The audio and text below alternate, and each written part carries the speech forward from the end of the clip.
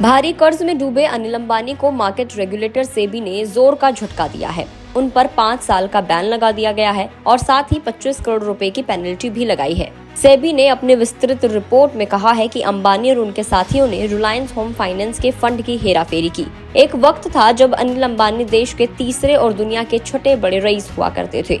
साल 2008 में उनकी नेटवर्थ 42 बिलियन डॉलर थी और एक वक्त अनिल अंबानी की कंपनी रिलायंस कैपिटल का मार्केट कैप 70,000 करोड़ रुपए था और ये HDFC से भी आगे था। इसकी गिनती देश के टॉप फाइनेंशियल इंस्टीट्यूशंस में होती थी। अब हम आपको इस वीडियो में बताएंगे कि देश की टॉप फाइनेंशियल कंपनी कब और कैसे दिवालिया हो गई। तो सबसे पहले शुरू करते हैं 2002 से। अनिल अंबानी ने अपने पिता धीरू भाई अंबानी की डेथ के बाद 2002 में रिलायंस इंडस्ट्रीज के फाइनेंशियल सर्विसेज, पावर और टेलीकॉम बिजनेस को संभाला था। 2007 में अनिल अंबानी के नेतृत्व में रिलायंस कैपिटल ने HDFC को पछाड़ते हुए 70,000 करोड़ रुपए से ज्यादा का मार्केट कैपिटलाइजेशन हासिल किया था। अंबानी ने तब पूरे विश्वास के साथ कहा था कि रिलायंस कैपिटल भारत के टॉप 3 फाइनेंशियल इंस्टीट्यूशंस में से एक है।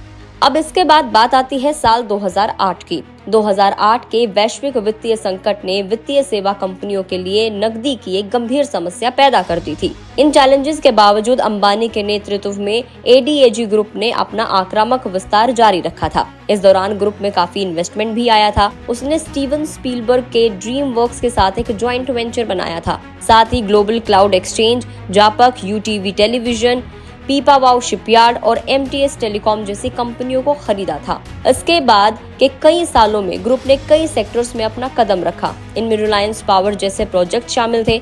साथ ही ग्रुप ने रक्षा और मीडिया में भी एंट्री मारी। इससे ग्रुप पर वित्तीय दबाव पड़ने लगा। इन सेक्टर्स में ग्रुप की एंट्री गलत समय पर हुई, जिसकी उसकी फाइनेंशियल कंडीशन और ज्यादा खराब हो गई। रिलायंस कम्युनिकेशन बदलते समय को भांप नहीं पाई और बिखरती चली गई। इसके बाद आता है 2018 में रिलायंस कैपिटल की फाइनेंशियल समस्याएं उस समय उजागर होने लगी जब रेटिंग एजेंसी केयर ने कंपनी को डाउनग्रेड करके डिफॉल्ट की कैटेगरी में डाल दिया।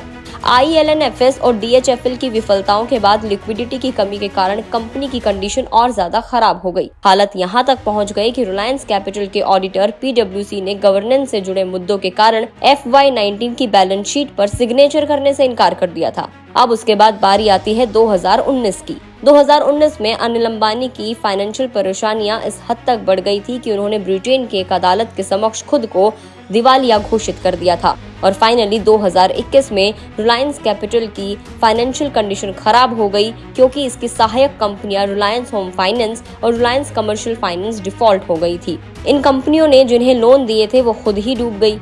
नवंबर 2021 में RBI ने इंटरवेंशन करके रिलायंस कैपिटल के बोर्ड को भंग कर दिया और कंपनी को इंसॉल्वेंसी प्रोसीडिंग में भेज दिया। तो ये पूरी कहानी थी अनिल अंबानी की कंपनी रिलायंस कैपिटल की, जो वो दिवालिया हो गई थी। एक टाइम पे देश की टॉप फाइनेंशियल कंपनीज में गिनने वाली कंपनी इस तरीके से बैंकरप्ट हो गई और अब एक बार फिर से अनिल अंबानी की मुश्किलें बढ़ गई है। ऑलरेडी भारी कर्ज में वो डूबे हुए हैं और इसके बाद सेबी ने भी उन्हें मार्केट से 5 साल के लिए बैन कर दिया है और साथ ही उन पे पेनल्टी भी लगा दी है। आपको क्या कुछ लगता है हमें कमेंट करके जरूर बताएं। अगर आप इस वीडियो को फेसबुक पर देख रहे हैं तो फेसबुक पेज को लाइक करें। यूट्यूब पर देख रहे हैं तो गुड रिटर्न्स के यूट्यूब चैनल को सब्सक्राइब करना ना भूलें।